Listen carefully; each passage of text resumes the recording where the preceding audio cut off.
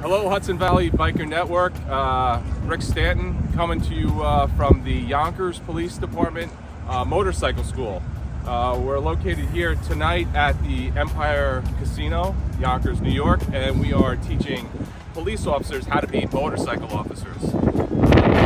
This is day number 6 of a 10-day school, and motorcycle officers that are riding the motorcycles behind me are basically learning the fundamentals of being a motorcycle cop versus a police officer that rides a motorcycle.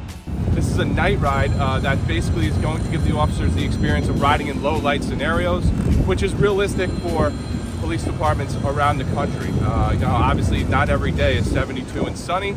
Sometimes we ride at night, sometimes we ride in the rain, and we just want to prepare these officers for all of those kinds of events. So this is a 10-day course.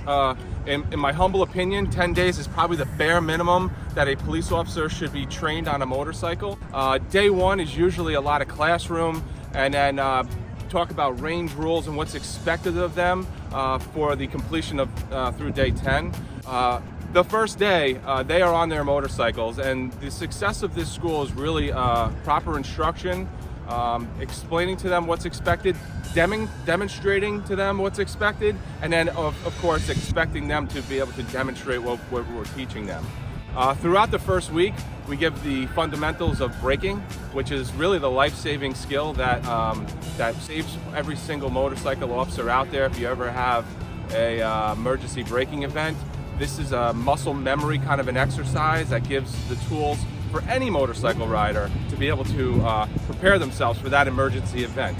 We'll also bring them through the slow speed cone courses, which teach them the fundamentals of operating this large 800-pound motorcycle at essentially 2 or 3 miles per hour in confined areas. And that prepares them to be able to handle themselves during traffic enforcement, or if it's a large-scale event that has a lot of vehicles or pedestrians. It gives them the ability to confidently maneuver their motorcycles in those types of scenarios. To complete the final of last week, they had to prepare a midterm, and without passing that midterm, they don't continue on to the second week.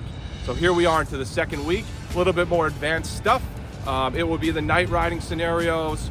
We also do field rides throughout the city of Yonkers, where we bring them into parks, off-road. We might enter into places that typically vehicles can't access. For example, walking paths, bike paths, playgrounds, golf courses, things of that nature. And that does typically prepare them for real life scenarios if there was ever an incident where there was a crime in progress and the police can't get there with a police car. And then from there, we'll be doing a long ride this week. The long ride is going to be about 100 miles leaving the city of Yonkers and heading up through Westchester, Putnam. We go Rockland, Orange, Dutchess County, and then we loop back, Putnam back into Westchester. And that gives the officers the ability to ride all day long. It tests their endurance to ride in a formation, side by side. It tests their ability to use hand signals, communicate with their other riders that are around them, and it gives them the ability to confidently ride as one, if you will, ride as a group, to understand that the guys that are next to them are essentially riding at 60-ish miles per hour, if not sometimes more, and they are several inches away from the guy next to them. So it's kind of a camaraderie building exercise as well, and by Friday they'll be testing out all these different sections of this course in an effort to complete this course after 2 weeks. If I was a civilian motorcyclist and I wanted to do this type of training, what would you suggest? Well, I tell you one thing, I would say that motorcycle riding and skills practice has exploded over the internet. We all know you can go onto YouTube. We all know that we can go onto all these sites and follow other people who have their own training and techniques and advice. By far, that's a great start. They talk about the fundamentals, to have the mental preparation to be able to do it, and then really find yourself a nice parking lot, maybe have some cones or something equivalent to some kind of a cone in there, and start off slow. Start with your friction zone Start with your head turning. We talk about if we turn our head, we look where we want to go versus looking at obstacles that oftentimes, if you look at it and you fixate on it, you might actually hit it.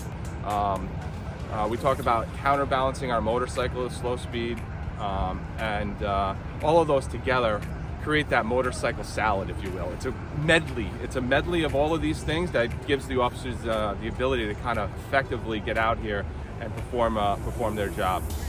Every community has motorcycle enthusiasts. There's no doubt that there's a way for you to find those local motorcycle riders that share the same passion to perfect their skills, right? Because, you know, perfecting their skills is a reflection of them being safe riders. And that's obviously the ultimate goal, right? We want to all be out there safely as possible and get home in one piece with a successful riding day. My advice, find those people in your community and network with them. And, you know, no pun intended, Hudson Valley Biker Network is the network to find them.